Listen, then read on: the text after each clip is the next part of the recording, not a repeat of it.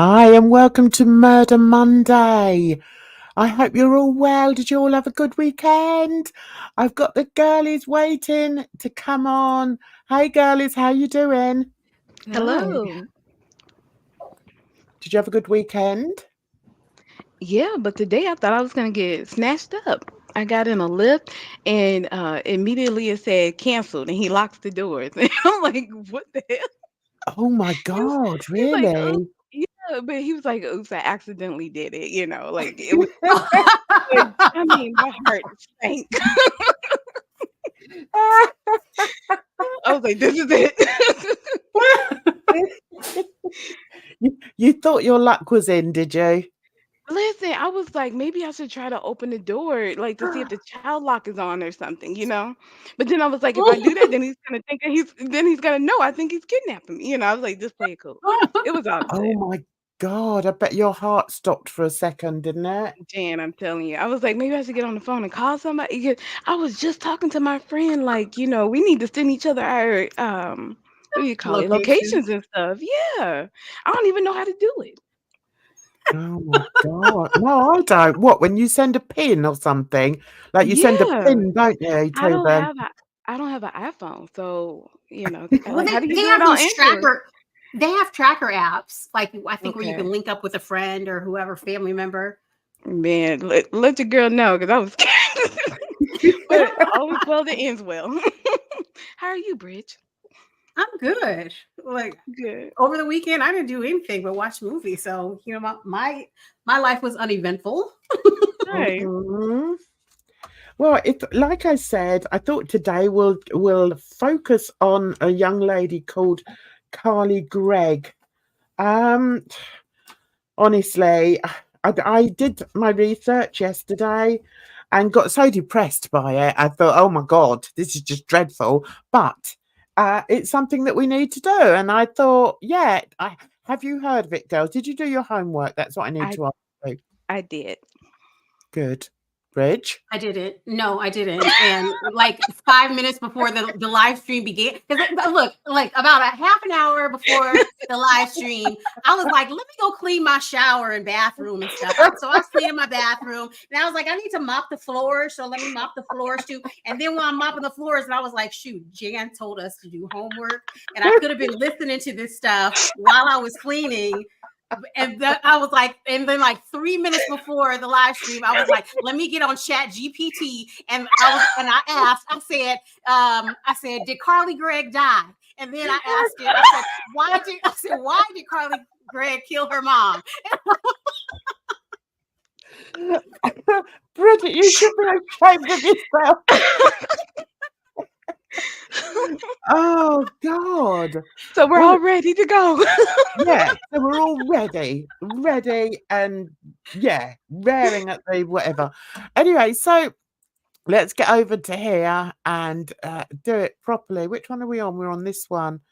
Okay, let's do this then. Bridge. It'd be good. It'll be like not an experiment. What's the word? It'll be an enlightenment for Mhm, Bridge. It's a horrible, horrible story. It's mhm, actually a story of matricide or mhm, matricide. Hmm. And the girl lives in, well, she doesn't live there anymore. She's in prison, but she lived in Brandon, Mississippi with her Hmm. mum and her stepdad. So I don't want to give all the details out at the very beginning, but I thought maybe that, just rather than just listen to me talk, although I did put a video out about it yesterday or Saturday, I think. Hmm. I thought we're going to Dr. Grande. Bridge, your laugh. You like Dr. Grande, don't you? mhm, mhm. Well, while I was setting this up, I went over to his channel and and to set it up, and he's done like an hour and a half of a cruise, a Disney cruise that he's been with his wife on. Bridge, you've got to watch it. It's so cute. It's beyond cute. Him and his wife together are cute because like he does like little shorts with her sometimes. Yeah. Yeah, they're cute together. They are. So for the last half an hour while you've been like doing all your housework and cleaning your bathroom and everything, I've been watching Dr. Grande on a cruise, on a Disney cruise with his wife. So I'm just in the right mood to do this. I thought, why am I watching this now? But yeah, it's just so lovely. It's just so wholesome. And you don't see a lot of that online these days, do you? It's just nice to see people doing something that they really enjoy and sharing it. And for an hour and a half, Bridge. So anyway, let's get back to Carly. All right. Dr. Grande will probably describe her much better than I do. So let's start with him. East of Jackson.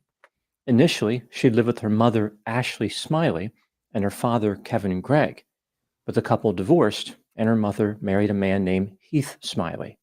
Carly lived with her mother and stepfather in a 3-bedroom house on the 200 block of Ashton Way. When Carly was in 7th grade, she brought a knife to school and was sent to an alternative school for 1 semester. A psychotherapist who treated Carly believed the situation was blown out of proportion, and Carly was not a danger. I can't believe a Yikes. psychologist would say that. Mm. Really? I mean, believe it. Look at her. I mean, just Mhm. looking at the optics, people wouldn't like categorize her as a murderer. Right. No, it's true. It's true. And then what kind of Well, knife was it? What did she say she was going to do with it? You know, maybe she I was don't saying that know. she was just going to use it to cut up some fruit or something. What, and take it to school? No, like maybe she packed her lunch, like something like an apple, right? You don't want to pre-cut it because it'll get kind of nasty. So maybe she said, "Oh, I brought a knife for that." Okay, all right. That's what I like having. This is why I like having Edna on the panel, because she always comes up with completely different scenarios that even cross my mind. You have got a point there, Edna. You've got a point. So what I want to do is let's talk about the criminal side of it first, and then we'll get to the trial. And then we'll get to the trial, because otherwise we're going to be all over the place. So just for a change, we're not going to be all over the place, girls. She was returned Sounds to a good. traditional school. Carly performed well in high school and had been both the student of the month and the student of the year. She attended the same high school where her mother worked as a math teacher. For many years, Carly had struggled with a variety of mental health symptoms. When she was 4 years old, she had a sister who died. This may have led to Oh. symptoms of post-traumatic stress. Yeah, I thought that was really sad to hear that. But then if you think about it, can you remember when you were 4? I mean, that's the only thing can I remember when I was 4 years old? Wait, did she say, No. or did she say that she was 4 or that the sister was 4 when she passed? No, when Carly was 4, her Oh, But baby sister had died. even if you don't remember when you are 4, like you don't have memories when you're 4, it still can affect you. Like things that have yeah. traumatic things that have happened in your life. It's still like Yeah, traumatic things that happened when you were a kid can still yeah. affect you growing up. It's interesting because I have no recollection of like my father passing when I was like 3, but I remember preschool because I had this terrible teacher, and like I remember certain things. So that is interesting. You know, Yeah. because I took a class and they asked the professor asked us like, what is our first memory? I think I said that I told this story before, and like we went around the class or whatever, and everybody was saying what their first memory was, and it was always something like something traumatic that has happened to you. Like, like Oh. mine was when I busted my knee and I had to get stitches and I was in the hospital, and I said, I remember the Oh, lights because I yeah. was laying down and I'm screaming while they're trying to put the stitches in. And everybody's story either involved like, oh, I almost got lost and I was so scared, something that really scared you. Oh, yeah, that's a really good point. Mm-hmm. I mean, the Well, thing I mine remember, wasn't. if you can you say yours after me, Edna. No, I was just gonna say mine wasn't traumatic, so that's even more interesting. Well, Because like it one of my was me. Oh, very It was I just It was remember this mean playing. lady, though. I Well, thought you no, said that was you had a one mean of them. teacher. Well, I Uh-huh. had 2 preschools before, so I went to that preschool, like, I graduated from that one, but the one before that I really liked, and I just remember playing and having fun there, Mhm. but it was, like, a very short time. So, Well, I don't know. my one's quite peculiar. Mhm. It's when I was digging in the garden, and I think I was definitely under 10 because I was in the first home, and I was digging in the garden, and I spotted they didn't feed us very much, and I spotted something white in the ground, and so I was sort of digging away, and I picked it up, and I looked at it, and I thought, "Oh, what's that?" And I licked it. I licked all the Oh, all the mud off, and it was Jen white and shiny, and I thought, "Oh, let me pop it in my mouth," and I swallowed it. I Jen swallowed it. Jen, you are not beating those allegations, man. I have never thought to lick something off the ground. I don't know what was wrong with me. Maybe they didn't feed us well enough there. And Oh, it was like, and I still remember it to this day, and the panic I went into. And also I was yeah. in two minds whether to tell one of the aunties, like the people that looked after you, you called them Mhm. aunties. And I remembered sort of thinking, being too scared to tell them that, I've eaten something and it's gone down my throat. I don't Were think you I okay? choked on it. Well, I don't think I choked on it. It was more like I panicked because I Mhm. swallowed it. So I Mhm. remember, admitting it to one of the members of staff, and she said, "Oh, don't worry, it'll come out the other end." Well, Oh, you let the yeah. intrusive thoughts win that day.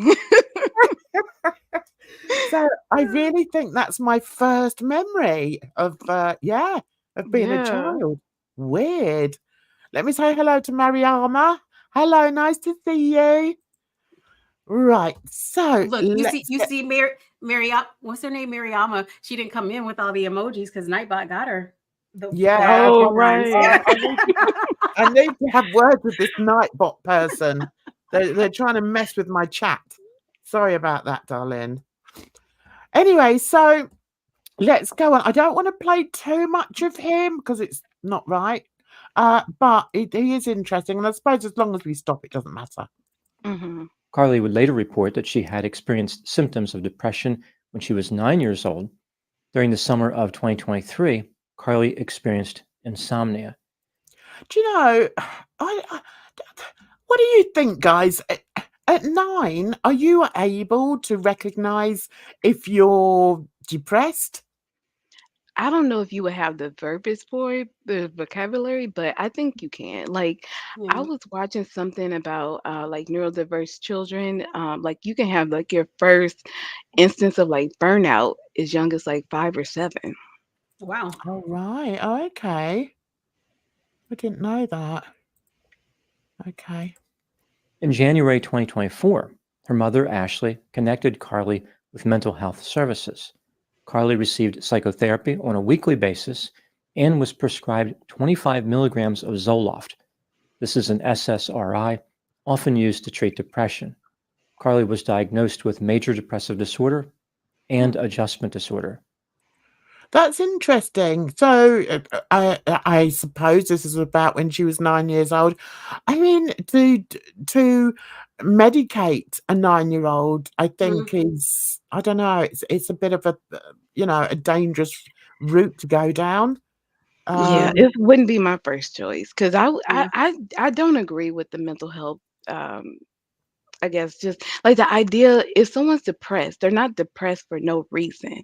So instead of just like labeling it depression and like letting them be sad, why not, dig deeper and seeing like what we can do to improve the quality of their life so that they're actually happier? I'm actually laughing at what you said there. Just What leave them to be sad. Edna, I mean, that's what it seems depression is like. different. Depression is different though, darling. Yeah. And if you're diagnosed with depression, like, if you're diagnosed with depressive disorder, it's a lot different than just feeling sad. And there's a clinical depression and there's Mhm. another depression. So if you've got clinical depression, it means it's in your DNA, basically. So you I can't just use disagree. that Kind of person to be sad. I understand fully, Jan, and I disagree. I don't think depression. It's like I don't know. I don't have an example to compare it against, but it's like it's just you're not depressed in a vacuum. There's reasons for the depression. And I think when you don't address those reasons, that's when you come up with people like this that, end up acting out in extreme ways because, it's been years of this. Of her I don't feeling. think so because because you have I don't like him, but Elon Musk, Mhm. basically he has said in so many words that he suffers from depression as well. But this is like the richest man in the world right now, Yeah, and he can yeah. have anything that he wants, and he's still But depressed too. But listen, he's likely autistic or something. Like he's a weird dude, right? So just because he has a lot of money doesn't change the fact that people are gonna treat him a certain kind of way because he's weird. I don't really know what to say to that, Edna. I really don't know what to say to that, darling. Um, you do realise though that there are two different types of depression. Hmm. You do realise that there's like a clinical, and what's the other one, Bridge? Can't think of the word. Mm-hmm. Circumstantial. And Oh I yeah. think Is the it one you're seasonal? I think the Like, one you're talking about, Edna, is the circumstantial one. But you Yeah. can get depression. It's just the way your brain works. Like a You know, chemical imbalance. Yeah. right, yeah, but I know there's things that you can. I know personally. I can only speak for myself, but like my family's religious, so I feel like having spiritual like fortitude and building up my mind that way, that's what helped a lot. So I think, like looking at Carly, obviously she didn't have anything like that. They just medicated her. And maybe she's in therapy, but I know like for a lot of people, typical or traditional like CBT isn't all that helpful. yeah. Okay, maybe we'll have a discussion on that another day because there's quite a On lot to talk Wednesday. about on this. What, Bridge? On what is it? What's your thing on Wellness, Wednesday? Yeah, there wellness. you go. Bridge, you only been here for like a year. What day of the week is it? Sleeping. I knew it started with a W because of Wednesday, and I was like mental health. I was like, that's not it. I don't know. Whatever. No, I think we're going to change it to Weirdo Wednesday. I think that's more Wacky appropriate. Wednesday. Yeah, Wacky Wednesday. Right. So, okay. So we've discussed childhood mental health, which is really interesting, actually. It would be good to have a conversation about it. In February 2024, Carly's dose of Zoloft was changed to 50 milligrams, and she started using marijuana. On March 12, she reported that she felt like a zombie. She was put on a different SSRI called Lexapro. She received 5 milligrams. Carly was supposed to decrease her dosage of Zoloft slowly, but she stopped that drug immediately. Wow. Right. So I think it's interesting that Dr. Grande has started with the drug debate with this video because he actually put up a video the day before today, and the way it was going, I just couldn't watch it because it was all about her mental health. Now, what's been proven in the court case is that she hasn't actually got a mental illness. She does I And don't not. under I don't no, understand how they decide when someone is mentally insane or not. Because I feel like a lot of like anytime you're doing something like this, you're probably not all the way there, right? So like Well, what's the distinction? within the course is basically if you know the difference between right and wrong. If you know yeah, the difference between right and wrong, then you're not insane. But her yeah, brain isn't even fully developed. At 14, you Yeah. know what I mean? That's crazy. Yeah. yeah. But it's like, without going back to what I've been saying for weeks and weeks, there's different types of 14-year-olds. All Mhm. And, right. and it seems to me that there's a culmination of things that are going on here. Yeah. I think she split with her father, or the mother split with the father when she was 6. So that's going to be a significant time for her. Mhm. She then, when she's 9, she's then obviously playing up. The mother's taken her to see mental health physicians, and they've put her on drugs, which I don't agree with. But that's my personal opinion. Now, what we have to realize now is, because Dr. Grande has already jumped through, he's jumped now because the girl's only 14, so it's only 5 or 6 years after Mhm. that she's done this. And what he doesn't go over in this is that she was taking drugs. She was taking marijuana. I don't know what else. She also she was almost leading like a double life. She That's what I had, heard. yeah, she had secret phones. She had burner phones in Mm. which she would phone. She was involved with a boy at some point. Now remember, she's 14. Okay. Mhm. And I feel so like that's the age where people do that kind of stuff, it though. is. It Yeah. is. But I wonder whether it's a whole culmination of things. And although the stepdad stood in that court of law and said that they all had a wonderful, wonderful relationship with each other, I wonder if that's actually true. Obviously, it's not. You don't have a wonderful relationship with your mom and your stepdad, and you shoot at them. Yeah, Right. exactly. So we'll get to that a bit later on, because there are a few questions that I want to ask about the stepdad in particular and his appearance in the court. But yeah, we'll get to that in a minute. Now moving to the timeline of the crime. On March 19, 2024, not long after 5 p.m., 39-year-old Heath Smiley placed a 911 call and told the operator that his 14-year-old stepdaughter, Carly Gregg, shot him. When the police arrived, they encountered Heath wounded on the front porch of his house. Inside the house, they found 40-year-old Ashley Smiley dead from 3 gunshot wounds to the head. Carly Gregg was found about a Wow. half-mile away and taken into custody. Here's what the police found during the course of their investigation. Earlier that afternoon, Carly and her mother Ashley arrived home from school. Right, so I have to interject here and say that what actually happened was, at the school, because they went to the same school, one of Carly's friends became concerned about her behavior, and because she was smoking marijuana.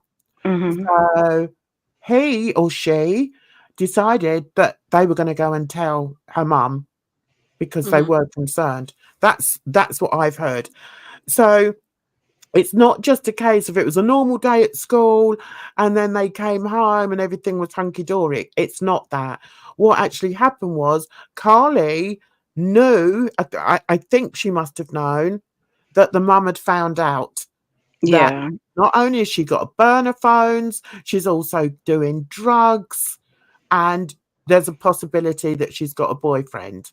And So that's a lot to process for it what? is. Student of the year, student of the month. Like, she's probably the golden child, the Yeah, the teacher's daughter. That's yeah. I I could see know. where she would feel that pressure. Yeah, absolutely. And I think that's important too. I'm surprised that Dr. Grande hasn't mentioned that beforehand, but I mean, he's got to get through his video. But Mhm. yeah, I think that's very sort of significant in this case. Can Oh you yeah. imagine the drive home from school that day? I You know what I listen, Jan. mean? When I tried marijuana for the first time, do you think I told my super religious cousin? Like, I was, I Maybe was a not. grown. I think I was like over 25. I for sure was over 25, and I didn't say a word. But she was like, "Yeah, marijuana is so bad," and such and such. Like she was talking about one of our cousins, like how she caught them with it. I was like, "Wow, really? Hmm." Oh, God.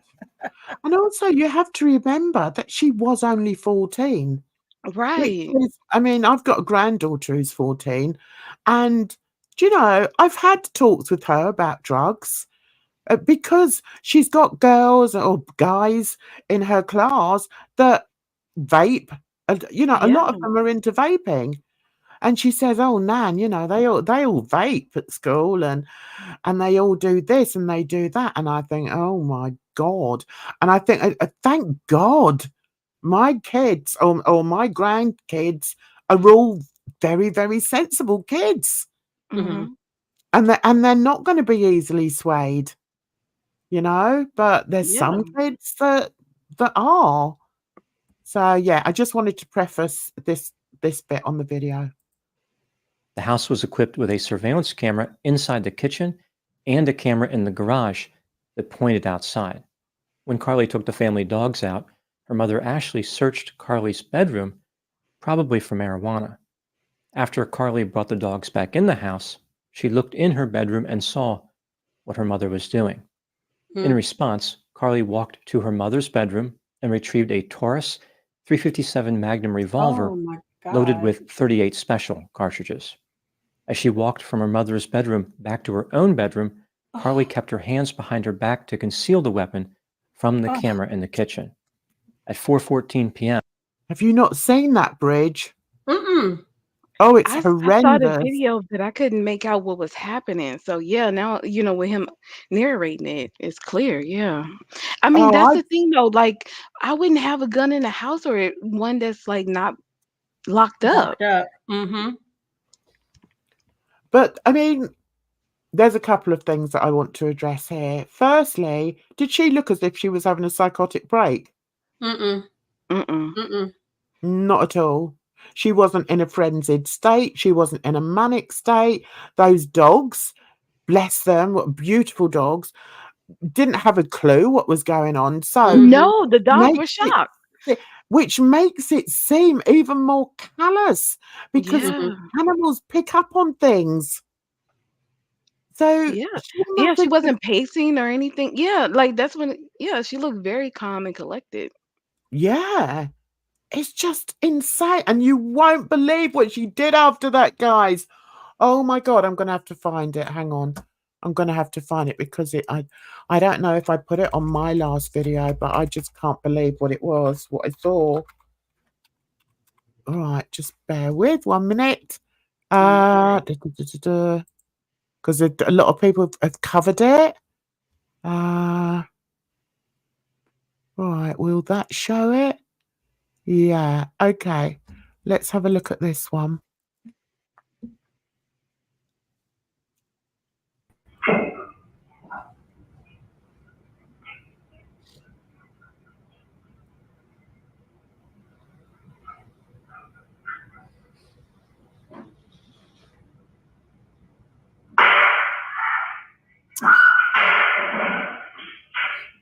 Mm. Oh my goodness. Those poor dogs. Yeah, But Mhm. I think the confusion was because she was so calm. mm-hmm. You know, she wasn't sort of in a manic state, or they obviously hadn't been arguing. Well, it wasn't in the middle of a screaming row. Right. That's the point I'm trying to make. You know, they've just come in, the mum's gone off into the bedroom, obviously looking for her daughter's stash of Mhm. phones and marijuana. And the daughter's thought, right, okay, I'm going to go and get the gun. I'm going to shoot you. Mm-mm. And she shot her twice in the face and Mm-mm. once in the chin. Mm-mm. Ah. Disgusting. It's just, I don't know. I don't know. Sorry, I should have trigger warning, guys. Sorry. Okay. All right then. A bit late Yeah, for that's that. okay. I hope everybody's okay. I'm good at this, aren't I? Right. So then watch what she does after this. And you tell me if this is somebody having a psychotic break.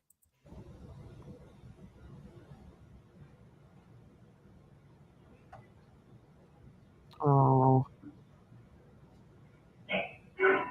She is really hiding it from the camera. Yeah. yeah. So that tells you that she knows what she's doing. So Right. Yeah. no way that she would be able to plead insanity. There's no way. Exactly. I mean, if she'd have come running out of there, if you'd seen her come running out and then run out the door, then maybe you could come to different conclusions. But what she actually does here is sickening, right? So she Oh, comes right. in with the gun behind her back. She doesn't want to show that on camera. Picks up her mother's phone here and phones her stepdad and says, "What time are you coming home, honey?" Oh. Or, "Are you on your way home yet, honey?" Mm, mm, And the mm, dad, and I don't know what the dad said. I think the dad said, "Oh, I'm not finished yet," or "I'll be back in so long," or whatever. Then This is crazy. let me show you this bit. Oh God. That's her mother's phone she's got. Phoning Those her dad. dogs, the light dog, he looks so like, what is going on? He looks so Yeah. out of it. Well, they both are. I know. It's just, I mean, it's surprising to kind of see animals look like that. But it also shows you how calculated and Mhm, calm she is doing mhm, it. She is a mhm. sick, sick individual. Oh man. It's just I want to be like she doesn't understand, but like at Uh, 14, it's like that this is wrong, but it's like how could you still do something like what was she thinking? Well, I tell you what she was thinking then. After she's phoned the dad, she then phones her friend and says, Wow. "Oh, can you come over? I need a bit of I need some help." So the friend comes over. I thought it was a guy, but people are saying it's a girl. So the girl comes over and Carly opens the door to her and says, "Oh, by the way, have you ever seen a dead body before?" Ah, Oh my uh-uh. goodness. And she says, "No." So she takes her friend into, and it was in her bedroom. And so she takes her friend into the bedroom and shows her the picture, the body of her mother. I mean, Mm-mm. it's like, ugh, it's just sick. It's sickening. Um, but that also does garner the question: what sort of friend has she got that would want to come and see that? I mean, can you imagine? Right, you're 14. Okay, we've all been 14. Some of us a bit earlier than others.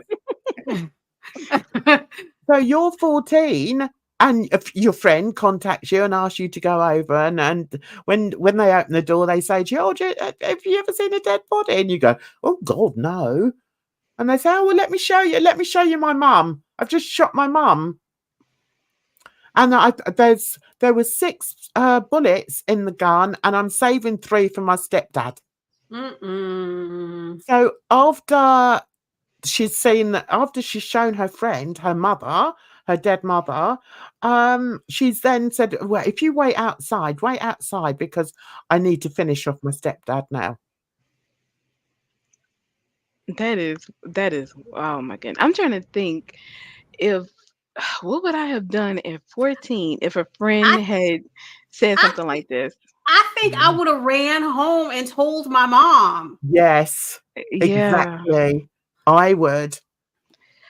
But to be honest, I don't even think this would have been like a possibility because my parents knew all my friends' parents Mhm. and like they were very hands-on parents. Like I don't think anybody would have been this kind of I don't want to say neglected, but like they like obviously they weren't active parents for her to be in this kind of state. I Is mean, I don't know. I really don't have any words for it. is it down to parenting though? She's I don't know if it 14. Who was. It has to be the parent. Like parents have to take responsibility for their children. There's no reason for a 14-year-old to want to kill people. No, I know. I mean, there's a But reason, obviously, but things should be done about that. Like, what my mom did? She had me in so many activities. I did ballet, jazz, tap, gymnastics, taekwondo. Like, she was like, "I'd be damned if you're gonna be idle." And But so did this girl. So did did this she? girl. Yeah. yeah, she was yeah. The You just said stepdad. she was the golden child. She was Oh yeah, that's the right. student of the month and everything. Mhm. Oh, I don't know. Ugh, She was jeez. learning to play musical instruments. She was doing sports. She wasn't, and that's the thing, you see. I think sometimes you have to break the fallacy of believing that all children that grow up to be monsters come from dysfunctional families. It's not always the case. It's just not the case. And, I truly believe that you can be born evil. I do believe that. And I think this girl is showing it. I mean, how can you be this callous? So anyway, we'll just watch a bit more of this.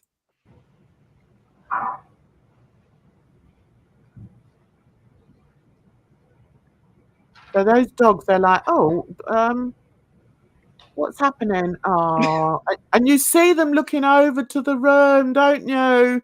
It's like, is mum coming out? I mean, oh. So now she's texting her friend. I don't know what that Okay. voice comes from. I don't know. I don't think it was the mum. I don't Yeah, know. because I was gonna say, do we know if the mom has like a past but at this point? Probably because she had her face blown off, Edna. So more than likely, yeah. I mean, I've heard some crazy stories of people surviving for, or being able to breathe at least or whatever for maybe days after horrific events. Yeah, Well, because even in suicide cases where people shoot themselves in the face, a lot of times they survive. Right, so let's look at the dogs when we hear that voice because they'll give it away.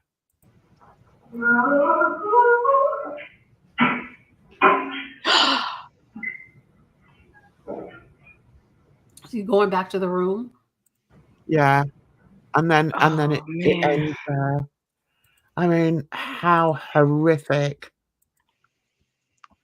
Oh, hi Sasha, how are you? No guns involved here. So after that, she then right. I'm gonna go on to mine. I think. You mean knives? Oh yeah, knives. Sorry. I'm gonna go on to mine because I show a bit where it. Right. Okay. Now let me go up to. There's that bit. Right, so she then runs off. There's a bit of footage here. I think it's here where the dad turns up. There. All right, hang on. Right, where the dad turns up, okay? There's a garage. Sorry, there's a camera inside the garage, and you can see that's his truck here, okay? So you watch this. Your daughter tried to shoot you. This is the sound of her stepfather phoning 911.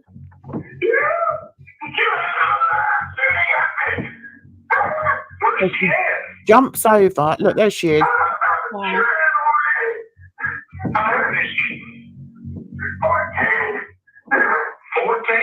That is the. Wow. Can you believe that? And then you see another person come over. At first, I thought it was the dad, and then I thought, no, it wasn't. It was her friend. So I then want to show you. This is a bit I want to move on to now. Yeah, we've been on for 40 minutes. So, right. So there she is getting arrested. And she's like as meek as mild. Look, you watch her getting arrested. Like, sweet little girl she is. Look. I got her handcuffed. Right, sweet. Look. Let me step out real quick for me. All right. That's what I'm going to do. I'm going to move over around to the front of you, okay? I'm going to move the handcuffs around to the front of you. Right. Now, a bit that I want to add here is that in the court case, they're trying to say that it was all like a mental health, episode. But I think by looking at, well, I think, the jury obviously didn't agree with it because they saw all the evidence. And no, she was as cool as a cucumber. So, yeah, and there was something else I was going to say, and I've completely forgotten. So let's move on to the stepfather. Right, I'm going to play this all for you. I want you to give me your impressions. Okay, what do you think of this? Gregg testifying about what happened that day. I want you not only to look at his demeanour, but also to look at the girl who murdered his wife, her mother. Look at her demeanour as well. 39 years old. I'm a physical therapy assistant, and I've been Carly's stepdad for, it was almost, I guess, 3.5 years. And so on that day, the second door was what was closed. Yes. I believe you said that you didn't get it open probably 3 or 5 inches before it went off. What did you remember seeing, Heath? Just gun flash in my face, and it went off 2 more times, but my hand was on the gun after the first shot, and I twisted it from her. Gonna stop there because let's look at the logistics of that. He said the door was open 3 or 5 inches, and all he saw was the gunfire, but he managed to get hold of the gun and twist it from her. I want you to notice that it has to be dragged from him that it was actually Carly that was holding the gun. I just find this most peculiar, guys. Absolutely weird. Who was pointing that gun at you? It was Carly. Who pulled the trigger when you opened the door? The first one I know was Carly. After that, my hand was on the gun too, and I know I had a scratch on my thumb and all. I very well could have hit it. I know that third time. Bridge, I know you like body language. What is this guy's body language telling you? Now, where was he shot? In the shoulder, wasn't In it? the shoulder. Because I'm thinking like he's saying that he can't remember and stuff like that, but I'm Yes. thinking like maybe it was just like the pain from the gunshot that he just it was out of it. It's interesting because it's interesting you should say that, but I think I cut it out of this bit. But the woman actually asked him, what did it feel like when you got, or where were you shot? Oh yeah, Or what I did was it feel mad. like? I was mad when you And stopped it. I was like, I want to know. yeah, and he said, well, to be honest, I still haven't felt anything since. And I Oh was like, wow. that's a weird response. No, he's completely disassociated. Yes. Yeah. Do you think he is by looking at Yeah. this? Oh I mean, because yeah. it's like it's such a traumatic event that sometimes you do disassociate. Yeah, I can understand that. Right, so here, what's he trying to do? Is he trying to say that perhaps he pulled the trigger the second time? I mean, what? Maybe he's trying to like help Anyway, her in a let's move. sense. Cause the thing is, I can imagine, like I've heard other people kind of talk about this where they're between like 2 loved ones, right? His wife is already gone and she's only 14. Maybe he's like having some kind of compassion for her where he's hoping that, her life isn't over. So he doesn't want to be like, yeah, Listen, because like when I got into that altercation with my mom like a month ago or whatever, I'm thinking like 'cause I remember like there's stuff that I don't remember. Like honestly, I don't remember. Because I remember her coming at me, and then all of a Mhm. sudden we're on the floor and I'm straddling her. I don't know how the hell we got on the floor. Right. Yeah, and you honestly don't remember that, Bridge? No. Yeah, that's weird. Yeah. See, I think I'm more of a cynic, and I don't know. I don't know whether you can detect it by, Well, what do you think? voice. Yeah, I mean, I hear you, but what do you think's going on? Like, what do you think he's hiding or something? I don't think it's necessarily that he's hiding something. I just think that his priorities are in the wrong place. I think, he's just lost his wife, and he's defending somebody, this young girl who he's only known for 3 years. He's defending her when she's the one that's ended his wife's life. And I just can't understand that. I can't compute that. A lot of men don't even love their wives, so he might not. I mean, I'm Yeah. not going to that. That's something else. Sorry.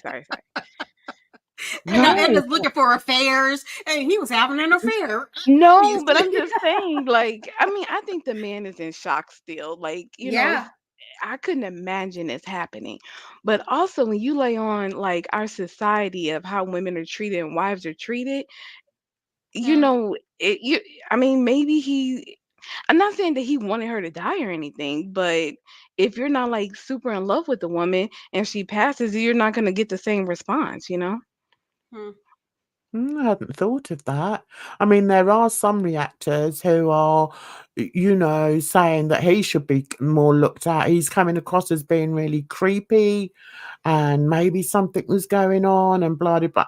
I don't even want to contemplate that. There's no evidence to suggest that. I was gonna say too that like it's a nerve-wracking situation to actually be in a court on a stand asking questions. Mm. I'll be a nervous wreck. Yeah. Can you imagine Edna on their bridge? Oh my God. We shouldn't laugh. This is a serious case. Yeah. Yeah, we're just a giggling on through. I mean, it is what it is. We might as well. No point in us Yeah. being depressed over it. And it takes all sorts, doesn't it? And maybe my automatic thought process is one of cynicism, and it's just the way my mind works. But I just thought this was really weird behavior from him. And I didn't go down the road of, oh, perhaps he's hiding something, perhaps something was going on. I don't want to go down that road. This case is bad enough without, throwing that in the mix. I mean, I if think, it but the comes thing up, is, I think we do ourselves a disservice when we don't look further because I mean, obviously Carly isn't the only one. We just had a child who was 14 who did a mass shooting in a school. So, yeah, these kids are going through things. And, yeah, if we just keep saying, oh, this one is a bad apple, that's a bad, like, a bunch is going to be bad. yeah. Well, no, it's interesting, isn't it? Yvonne. The reason why I've shown this particular bit is because, for one, I am absolutely blown away that this guy would sit there and, sorry guys, does he look truthful to you? I mean, what's he doing? Is he trying to pull the wool over the jury's eyes? I don't know. Yeah, now here I've actually written it. He said he still has a relationship with Carly, but they haven't discussed the incident. Now, that to me is like, what? What? So what did you do? You go and visit her in her cell or wherever she's being held, and you just talk about everything other than the fact that she's I just think so. shot her mother? I think Jen, so. families Yes. do it all the time. They have big, Yes. huge elephants in the room, family Yep. traumas and curses or whatever you want Yeah. to call it, and nobody says anything about it Yeah. all the And time. and even with like because like you're talking about like kids that are not in prison or whatever, but even with like the family members of kids that have done horrific things that are in juvenile detention centers and stuff like that, they still have a relationship with the child and they love the child and they just don't talk about what happened. Oh, see, I couldn't be like that. I really don't think I could be like that. I mean, just think about like if one of your kids did something like horrific, God forbid, and I mean, you still love your child, you Yeah, know? Sasha has that question. Right, Sasha said that, yeah. I have a pickle of a question for Murder Monday. Would you defend your murdering kid had they done it? No, I wouldn't. Would And you I not love have a relationship with them?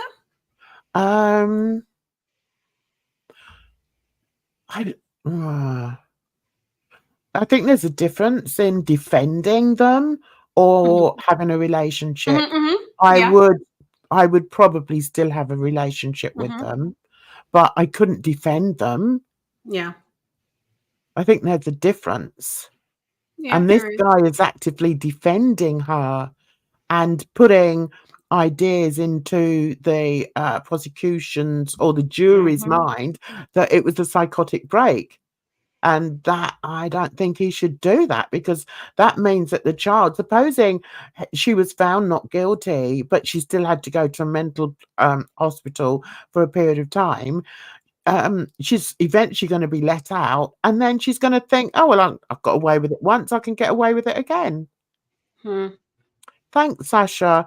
Yeah, I don't think I could ever unlove my children. But I think I could. I'd still have a relationship with them, but then I'd still be very open with them and tell them how, I'm just horrified that they were able to do it. But I would give them the opportunity to tell me what had happened. Why did it happen? But no, I couldn't wash my hands off my kids totally, no. What do you think about Gypsy Rose? That's a weird one, isn't it? Mm-hmm. I don't know. I mean, I haven't sort of kept up on the full story. But maybe we should cover that. Let's cover that one Monday, because I think we could look deeply into that, because I've not done that really. What do What you about the think? What are one? your thoughts? No, what about the nurse that killed the hitman that was gonna kill her? Oh, I haven't read that yet. I know you sent Oh, me that, okay. but listen, I have to concentrate on one case at a I time. know too many stories going on. Sorry, Too Jan. much going on. What with my Jay Slater as well? It's like you should watch the movie We Need to Talk About Kevin. We need to talk about who? Kevin. Kevin. Okay. Yeah, we need to talk. Yes. Who's Watch Kevin? Kevin. So it's one of my favorite actors, Ezra Miller, even though he's a weirdo. Oh yeah. Yeah. Well, he's like trans. He's like non-binary or something, right? And he's just weird though. He's weird. But anyway, the movie is basically about this kid, Kevin, who basically killed a lot of people in his school. It wasn't with a gun or anything like that. And he also killed his father and his little sister. And so basically it's the aftermath of all of that. And the mom has to deal with everything. The mom has to go to prison to see him because she's the only one that basically cares about him. But her entire family is gone because of him. Oh God. Is it based on a true story? I don't believe so. I don't think so. It sounds horrendous. And It is. Unfortunately, it does sound similar to some true crime stories I've heard. Oh yeah. But yeah, it's shocking, isn't it? What some people have to put up with. Yeah, Sasha. So what's it called? What are we going to do about Kevin? We have to talk about Kevin. Oh, we okay. need to, yeah. I don't want to get it muddled up with what about Bob? Who's Bob?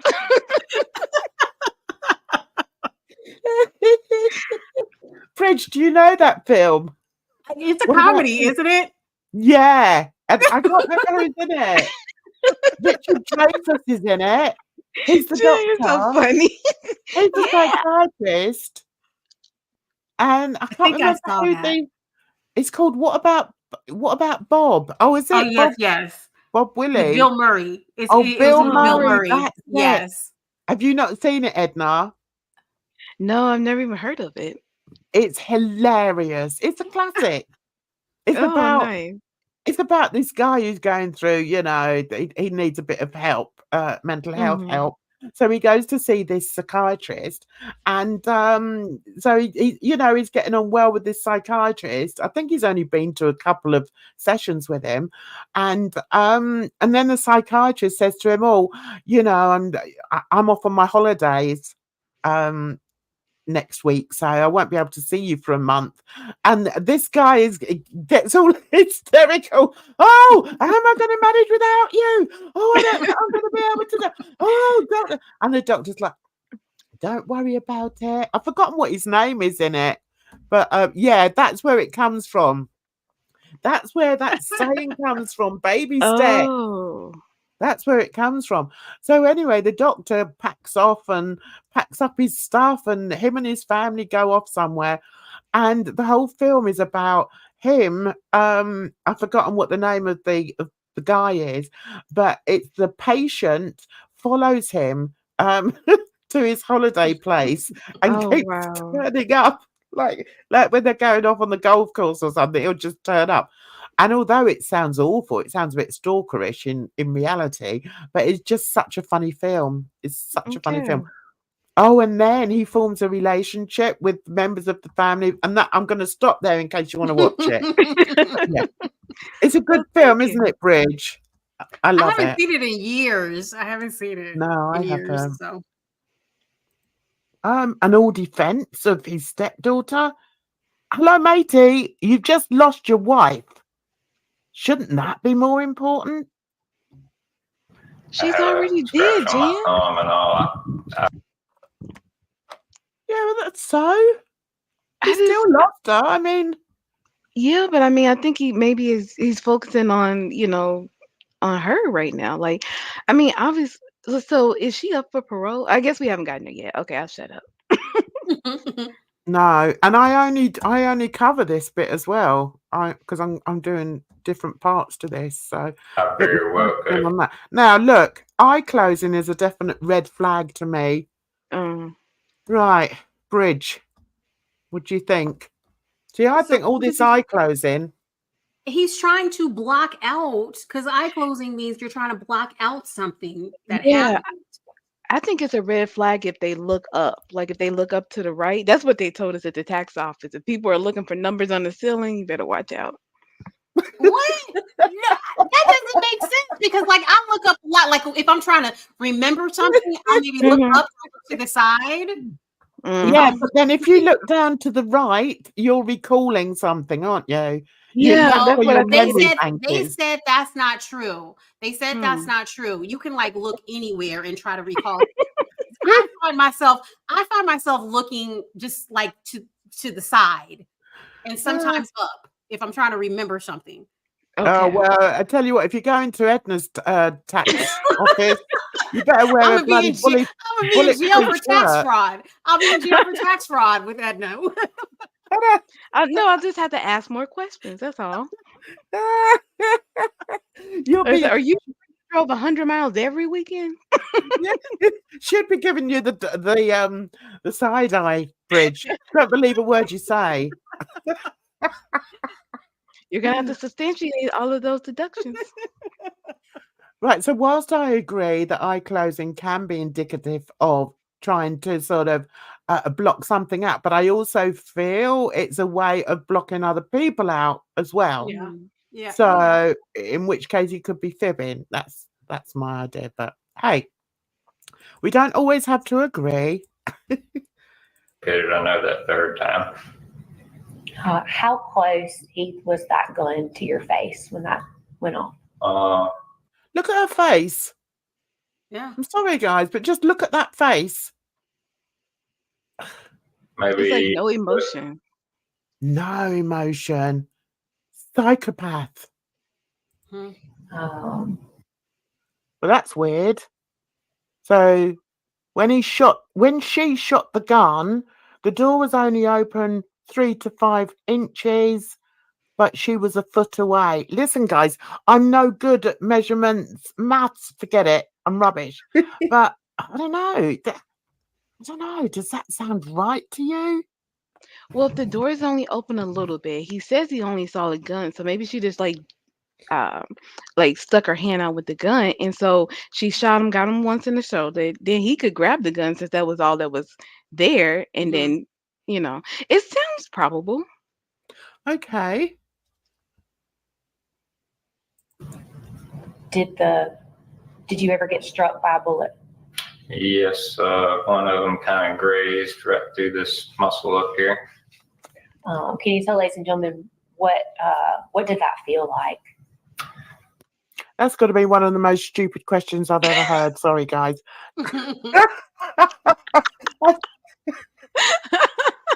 Maybe she's trying to take him back to that day, to get him to talk about the feelings that he felt. So she's trying to take him back to that day. Okay. Okay. It's funny how, do you know, have you realised all our minds think differently? And I love that. Right. Okay. Do you want to say what she gets in court? Right. Yes. Right. Hang on. What's her name? Right.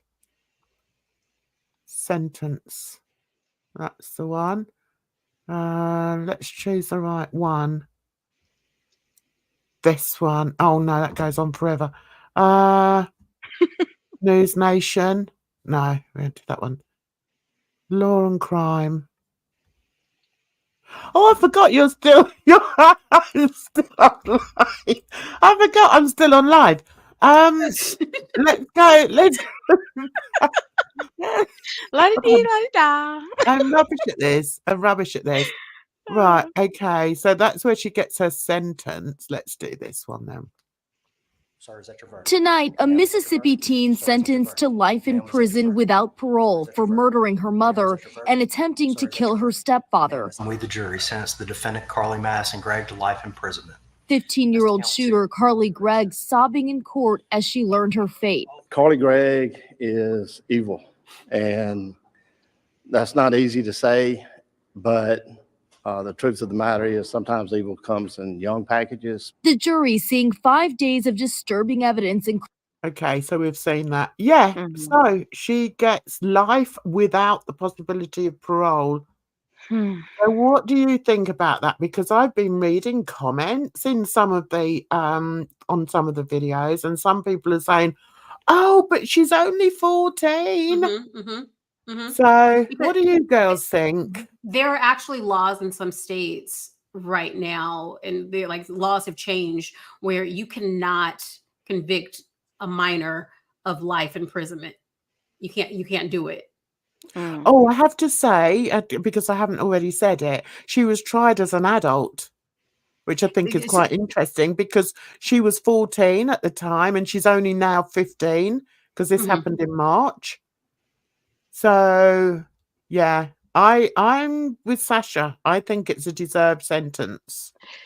I mean, yeah, because the thing is, we don't have a system in place to rehabilitate people, right? So, I mean, I would have to agree that, yeah, I mean, she has, she would need to be locked up because we couldn't trust her to be out in society. But Yeah, even though she is tried as an adult, she is still going to be in a juvenile facility until she turns probably like 21 or so. Oh, is So, it? Well, that's yeah, good. She shouldn't be in a women, an adult right. prison. Yeah. No, I agree. She shouldn't be. I think, yeah. Is it 21? Or I suppose it depends which state is it. Do some of them Probably. go in there at 18 or something? Like the cases that I've heard, it's usually like 21, sometimes even 22 years old. Oh, So, is there a Mm. reason that it's not 18? Do you know? I have no idea. I That's really don't know. interesting. I Yeah. think so. You Americans are weird. You've got all Yeah. different. You've got Yeah. different laws for different states. Yeah, it's annoying. Weird. Yeah. So I think I've gone over everything that I wanted to about her. I mean, it's quite a chilling tale, isn't it? It's quite. It's. I I think. feel like we're only getting half the story, though. I feel like there's got to be more to it. Well, I mean, the court case was quite in depth. What sort of things do you feel then? What do you feel that's missing from it then? Like Carly's motive. Oh, right. There was a psychologist. Right. Let me find this psychologist. The defense put up somebody who was proved, sorry, I won't say that, but who was quite questionable, but the defense were very, very good. So, okay, let's go on to this one. All right, now this is what the psychiatrist has revealed about her. We make thoughtful, gift, and easy at all branded. You name it, we brand it. You adjust yourself up to the microphone. You don't have to speak directly into it. Okay. Health care for all ages. Just to be clear, you're a little nervous today, right? Yes. As in psychiatric mental health, the nurse practitioner program requires 1,200 hours of clinical practice, and we have to do 5 years ago, and I graduated in December 2021. Right, so I need to jump over that a bit. Now, basically, this woman saw her, I think, for quite a few times, and she disputed what the other psychiatrist said, who diagnosed her with bipolar 2. And she gives a good, good reasons for it. And I think the jury believed her. And there's another woman that had seen Carly at least 9 times. So, yeah. So this is for you, Edna, as you feel that there's a few bits that's missing. Oh, no, I should find the other guy. The other guy who read her journals. Oh, That's yeah, that would more be good. interesting. Right, hang on 1 second. Oh my goodness. Could you imagine having your journals be part of like the Oh public record? no, Oh my wouldn't it be God. Makes me want to awful? delete everything now just in case. Right, now where's the journal? That's him there. Oh no, where am I going to find it? This was the one that said that he diagnosed her with this one here. He said that he diagnosed her with bipolar 2, and he said, that he thought it was a psychotic break. It's a load of tosh, guys, honestly. And he was for the, in the defense, for her defense. Okay. Now, where's the other guy? Please let me find him. What would it be under? Could it be in your history? No. Okay. I watched too much for it to be there. I know, I'm the same way. It's like no point. I don't want one of the news ones. Was it there? It might be in this. Oh, it could be this one. How long's that? Right, okay. Dr. Berry. Right. Where there's a ball, there's a way. Pepsi, thirsty for more. Oh.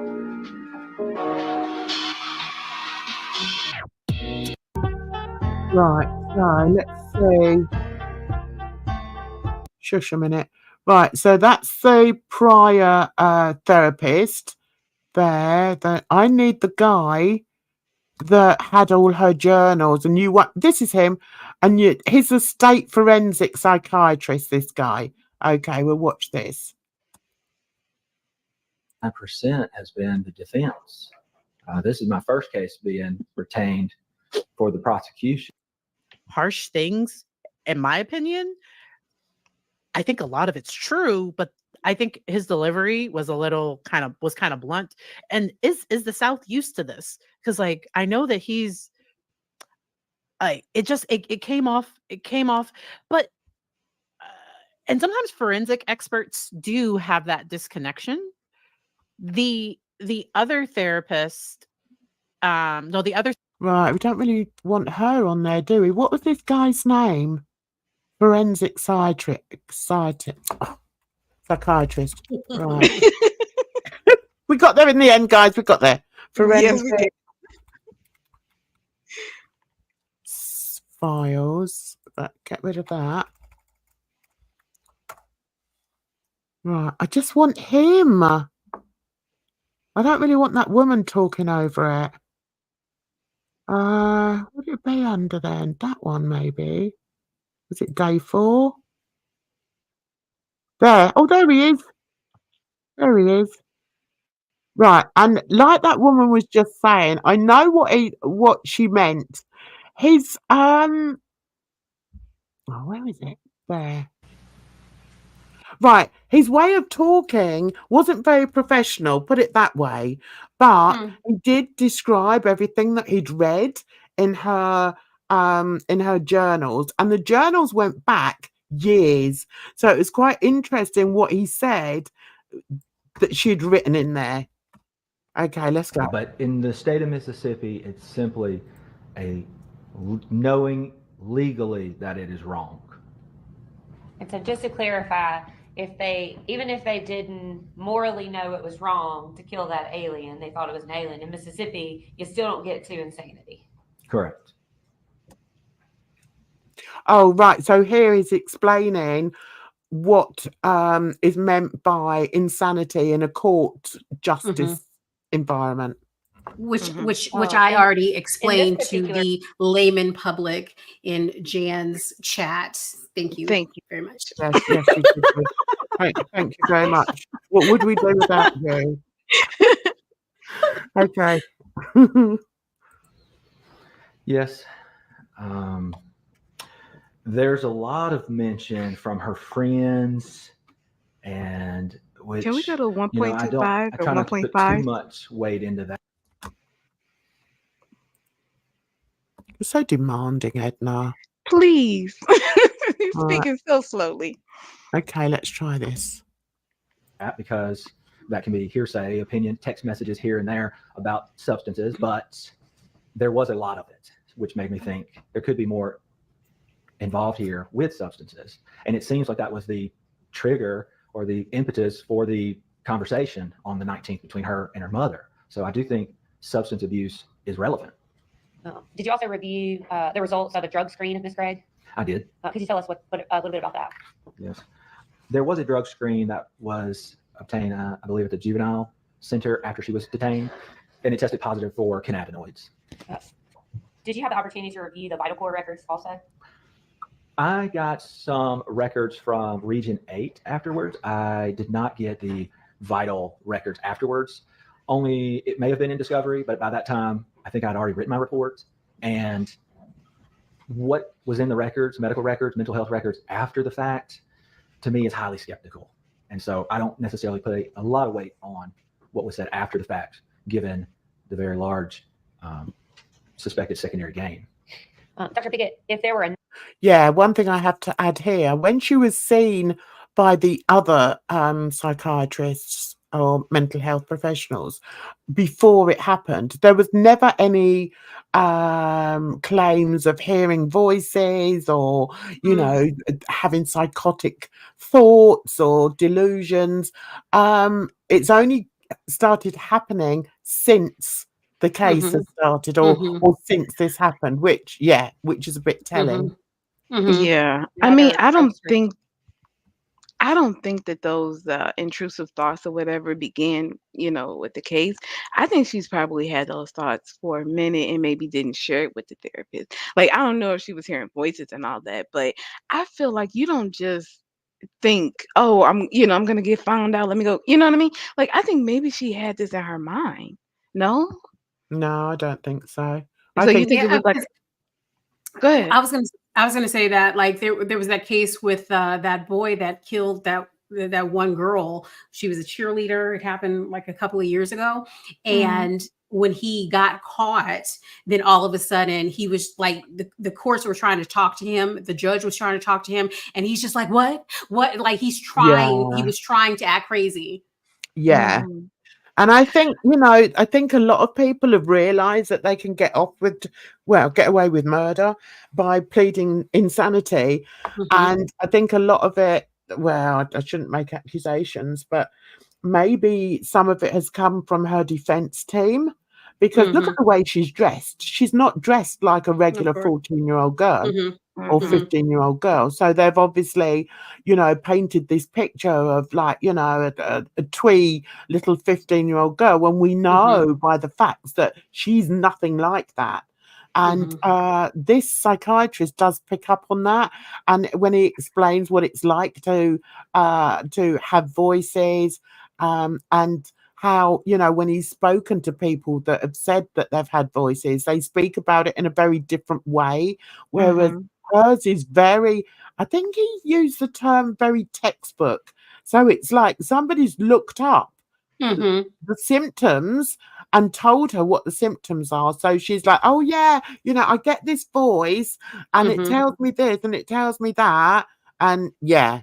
So I think this is all just to try and get her off. That's what I think it was. Yeah, I think, trying to I don't think she's insane in the legal sense, but I Yeah, think she's obviously like I think she's medically like she has a mental illness in like the medical sense. Mm-hmm. Mm-hmm. possibly. And I would suggest that if that's the case, that maybe the fact that she's been medicated for what it must be 4 years now, is probably not going to help if she's using marijuana. So yeah, it's a You it's know, we're not gonna demonize marijuana, my wife, because I'm telling you, people smoke. All they want to do is get something nice to eat and chill out. You know what I mean? no, Maybe you get no, a Edna, sativa. no, Edna. That's what Go ahead. you want. That's what you want, darling. Okay, it's not what other people want. I mean, because like marijuana is it's psychedelic. It's related to the psychedelic drugs. So I think that maybe I don't know, if you smoke so much that you could be seeing stuff. But that's like Yeah, excessive use, I think. yeah, I I feel think like at so. my highest, it hasn't. Like all I've ever done is wanted to lay down. I'm telling. So Listen, it's I'm hard for me sorry, to think Edna. that marijuana would lead to something like this. Listen, have you ever been so paranoid? Like, I'm going off topic. Have you ever gotten so high that you were like so paranoid? Like, this is what got me to stop doing edibles and everything. It was years ago, and I had got this. It was a banana brownie from the dispensary, Ooh. and the people, because I usually got the chocolate brownies, and they told me this banana brownie is very powerful. Be careful. I was like, I got this. I'm a pro. I got this. All I did was take a pinch. I took a pinch and ate it, and oh my God, like I heard sirens outside, Oh and then no. I thought that the police were coming to get me Oh, because I was wow. late in filing my taxes. I was late in filing my taxes. I started crying and stuff because I really thought they were gonna get me. And then I was like, let me just go to sleep. I'm gonna go to sleep.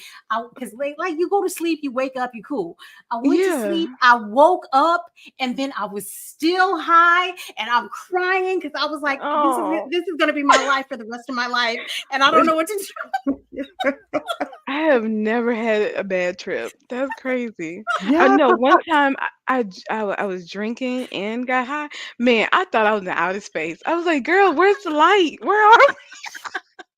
Oh, I got so high one time because I was smoking with this dude, and it was like, well, you could see the crystals on the weed, right? And he was like, be careful with this. And so we smoked, and then like I thought I was blind. I couldn't see anything. I couldn't, and I'm like, I'm trying to get on my bed, and I'm tapping my bed, and I didn't realize that my eyes were closed, and I thought I was blind.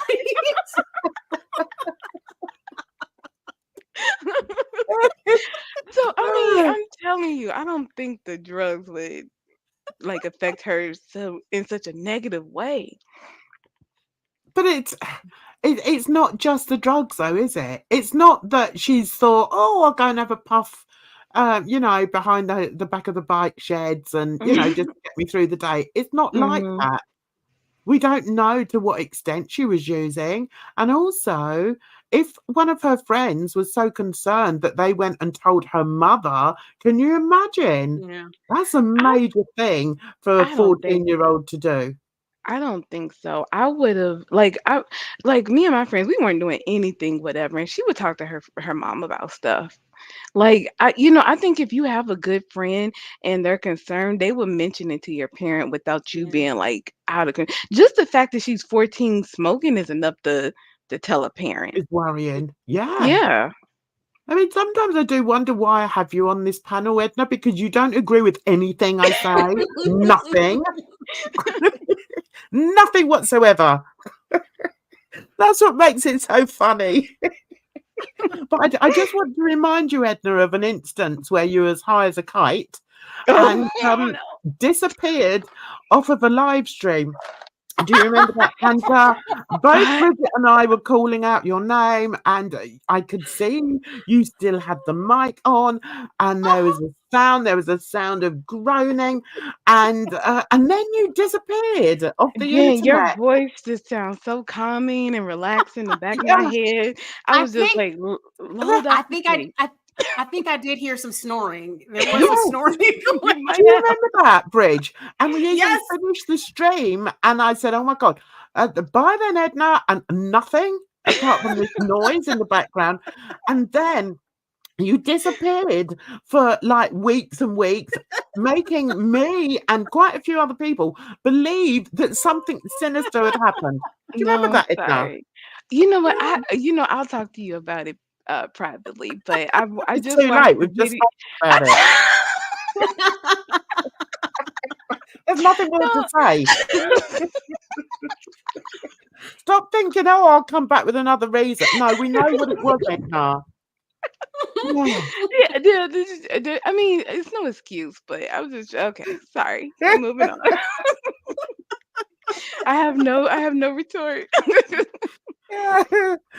Okay, so let's just listen to a little bit of this before we finish, because I think it's quite interesting, because it shows you her state of mind, because whatever we write in our journals, it's got to be what's in our heads, right?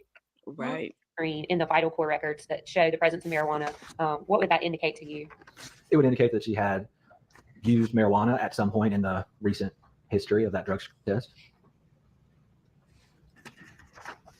I want to talk to you about some of the other things, Dr. Pickett, that you relied on in your evaluation of Carly Gregg. May I approach the witness room?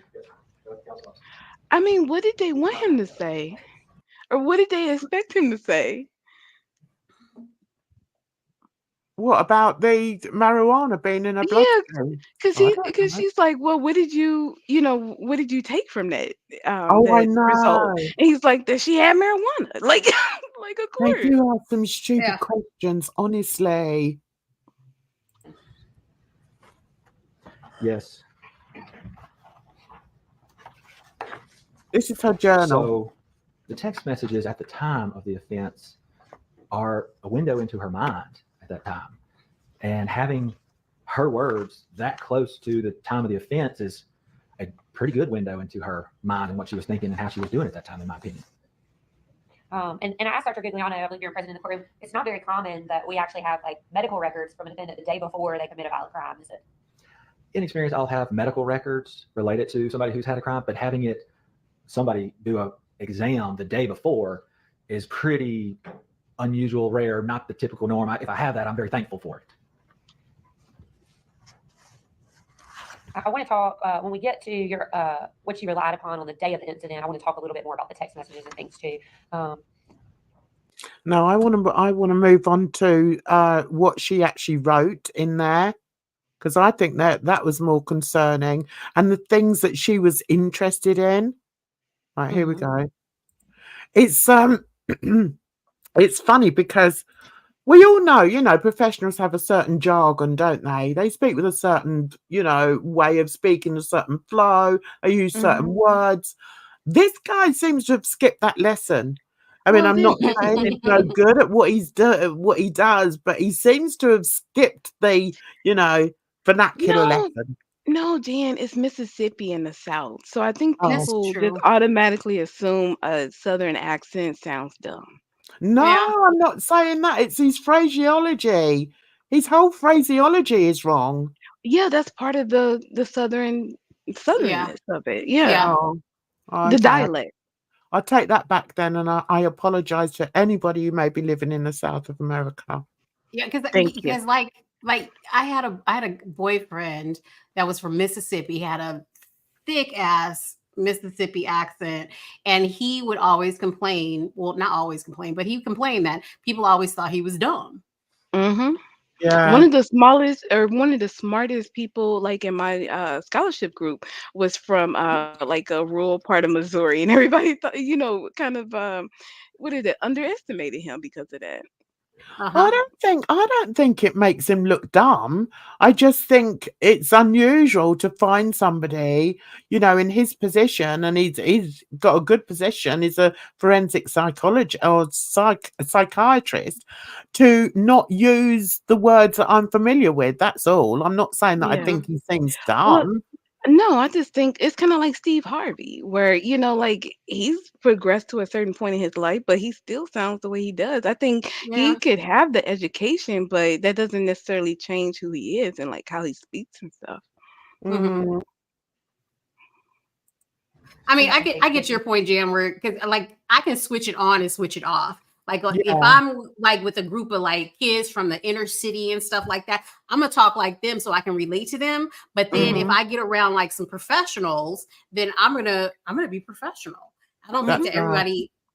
everybody like knows how to code switch like that though. Well, and Yeah. that's the thing. What is he code switching? He has his privilege. Yeah. Well, true. Oh, I don't think that's got to do with race. That's got nothing to do with race. Jen, It's it's all to do with nuanced and layered upon each other. Because what? you can take a black man and basically with the same education and same experience as this guy, and if he talked like that, Out of the he courtroom. he would not be on the stand. Okay, that's And look how he interesting. looks disheveled, Like, I mean, I'm not trying to pick the man Yeah. apart. I get what you're saying, Jan, but it doesn't mean that he's not qualified to speak. But yeah, I hear you. But I Yeah, just think that kind of speaks to his privilege. yeah, I'll take that from you. But you know what? I don't think we have that over here. I really don't. I don't think we have that separation in that way. I could be wrong, but no, I Well, don't you think talk we about do. the northern, like northern London and southern, how you speak differently. You don't kind of, I don't want to say judge, Yeah. but you stereotype people based on their Yeah. region. Yeah. You don't do that? I have to admit to doing that. Yeah. It's wrong, I know, but I think it's like I don't know if you know, but Essex, which is just outside London, are known to speak in a certain way. They sort of talk more like that, and it's like got a bit of a London twang, but it's like they talk like that, and they are always, I hate to say it, but people, and myself included, don't like to hear that. How can I put it without offending people? There are some people that feel that that's not the right way to speak, and I have to say that I believe that. And there's been instances, only with one of my children, I'm not going to say which one it was, when she got to a certain age, she started speaking a bit like that. And I was like, well, you can forget that. Speak properly. Sound your T's. You don't speak like that. And yeah, I was very firm on that, and to the point where now all my kids speak very nicely. Well, yeah, because nobody's gonna look at them and think otherwise because of how they're talking, like It's important. I think It it's is. important in life. Let me, because this just reminds me, like one time I was in Walgreens shopping, and I asked one of the workers, it was an older black lady. I asked her for something, and I said something like, well, y'all ain't got no such and such, whatever I was looking for. Y'all ain't got no this. And she looked at me and she was like, ain't got no. and like I'm a grown ass woman, and I was like, oh, I'm sorry, you guys don't seem to have any. And I pissed at myself.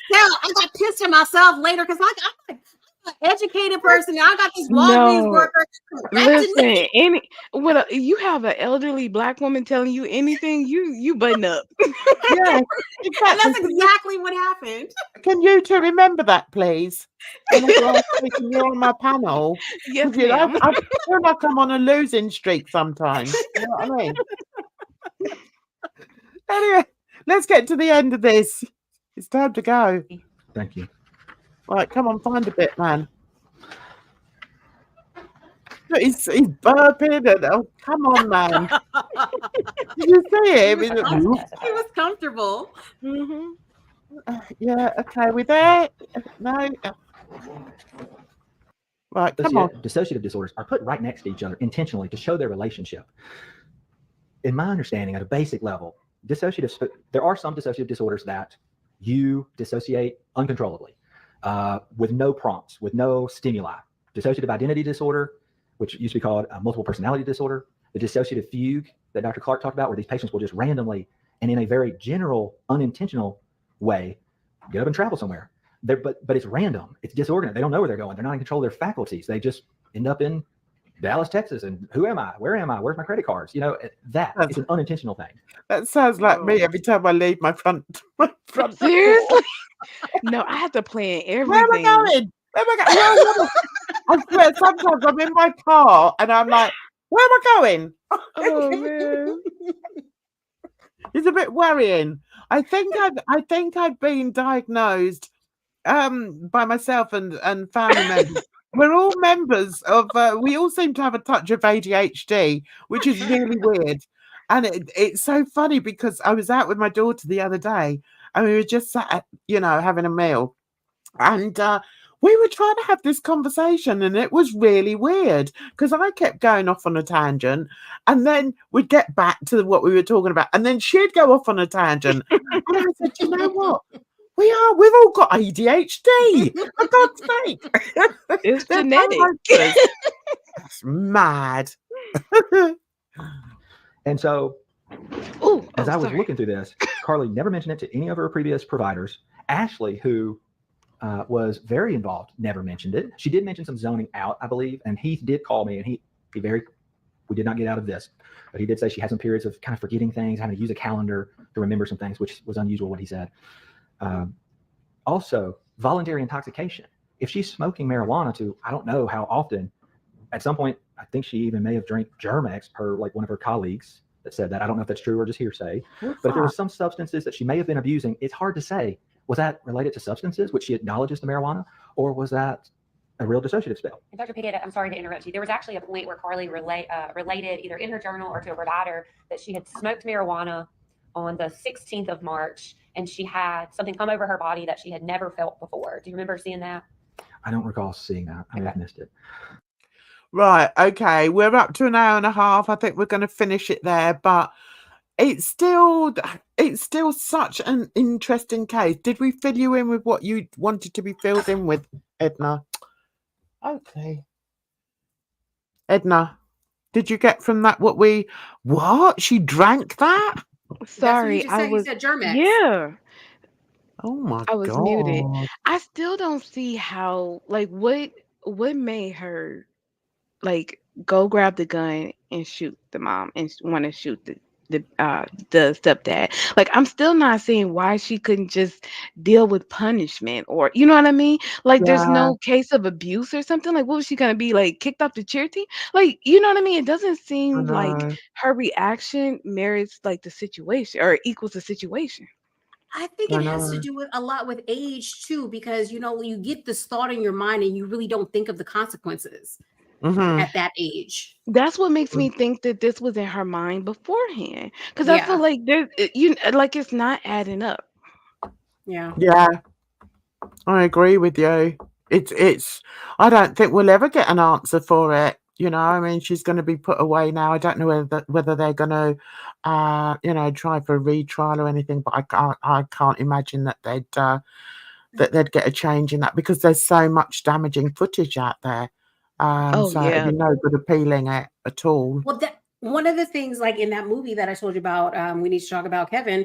The mom went to the prison after everything was said and done. The mom went to the prison, and one of the things that she asked Kevin, she was just like, "Why did you do it?" Mm-hmm. And he was like, I don't know. Yeah. And that's what I think. That's what I think goes to our lack of true mental health, because it's you're so disassociated or so detached from your body that you're not in tune to your feelings and your emotions. But don't you feel that if that was the case with her, she wouldn't have been able to be so calm and collected? No, I think that's why she is so cool, calm.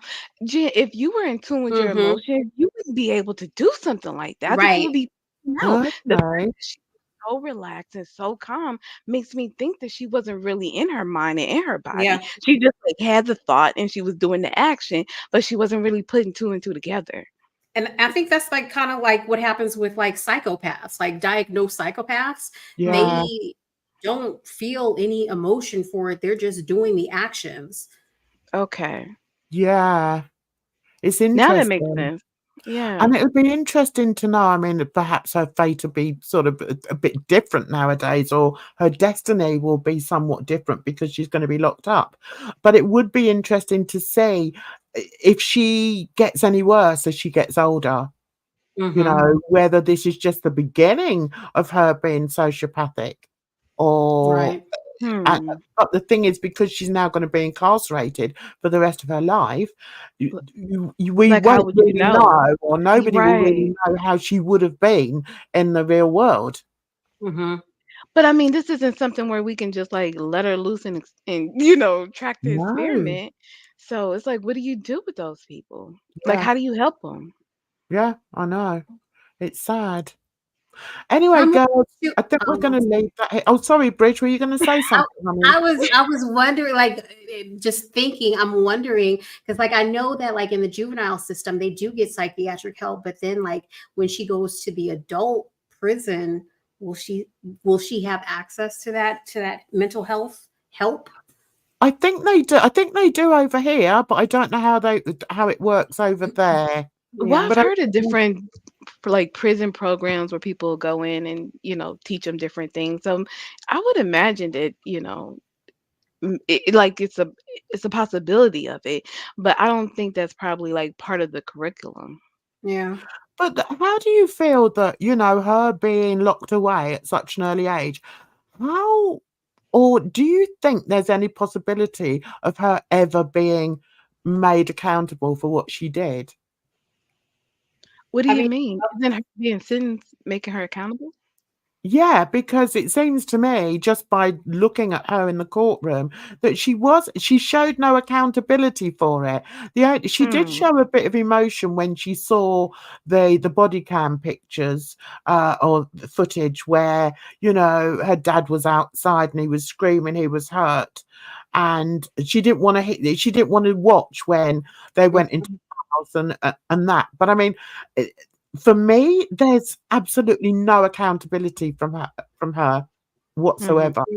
Just felt that she showed no emotion, and that to me is like, I don't know, it's startling to me. But So okay, so if that's the case, I feel like if you can take those people and like get them in tune with their emotions and processing it, maybe that's how they would be able to heal and like uh quite improve. possibly, yeah, quite possibly.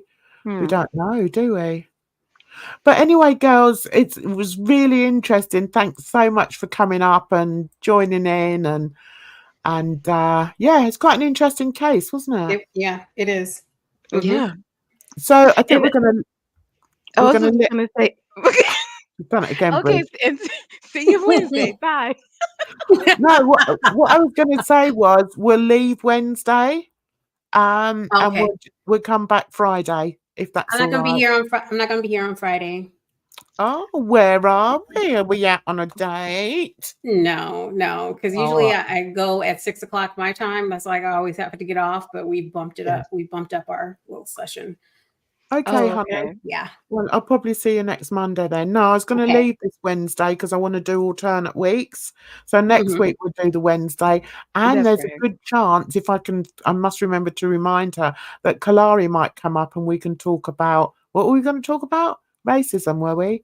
What were we going to talk about? I It don't wasn't remember. racism. I remember you said I remember you said you're gonna say something, do something, but I don't remember what. Yeah. Yeah. So we'll save that for next Wednesday. But I'll see you all on Friday anyway. Drama Apart Friday. from Bridge for Drama Friday. Yeah, it's just that I'm working on another video, so I need to get my act together with that. So thanks, girls. Thanks very much, and thank you also to everybody in the chat, and especially the bot. And also, the lurkers, and all the people that are watching this on replay. Thank you so much.